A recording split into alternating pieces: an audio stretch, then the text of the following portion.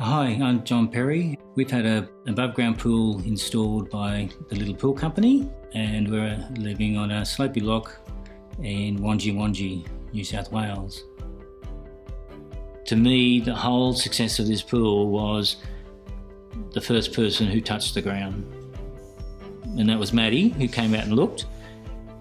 There was dialogue about how we could tackle the slope, and then bringing the right sort of contractor on site to do that first cut.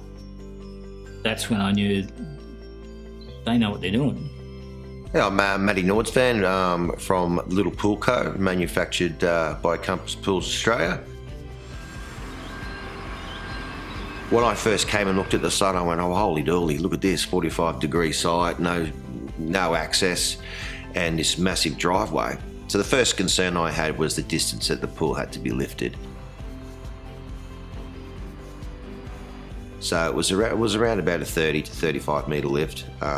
We used a 55-tonne all-terrain crane. So when you first looked at this job, it may have seemed a bit daunting, but in actual fact, everything did go pretty smoothly.